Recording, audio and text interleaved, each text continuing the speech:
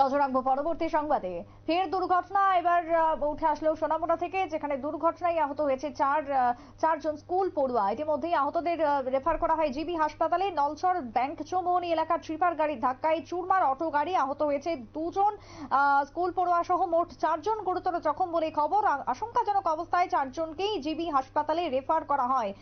একদিকে যখন চলছে পুলিশের সপ্তাহ, চতুর্দিকে নিয়ন্ত্রণ কিভাবে করতে হবে, যান নিয়ন্ত্রণ, তার জন্য বিশেষ অভিযান চলছে। পড়ুয়াদের পর্যন্ত প্রশিক্ষণ দেওয়া হচ্ছে, কিন্তু তারপরও একের পর এক দুর্ঘটনা। আজ নলছরের দুর্ঘটনার ঠিক কি অভিযোগ শুনুন। কোন জায়গায় এটা? পশ্চিম নলছর বেংচুনি এলাকা। কি হয়েছে দাদা ঘটনাটা? সকাল আনুমানিক 8টা। হ্যাঁ, সম্ভবত গাড়িতে সোনামুড়া মিছিল ইয়ার। আচ্ছা।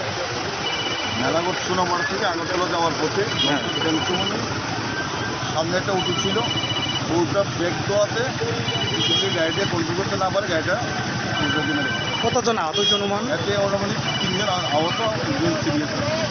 বর্তমানে পরিবারের হসপিটালে তারা ভর্তি আছে। এখন তাদের অবস্থা আমরা সম্পূর্ণ। সংশ্লিষ্টের বক্তব্য আপনারা শুনলেন। আহতরা বর্তমানে চিকিৎসাধীন। ঘটনায় ব্যাপক চাঞ্চল্য।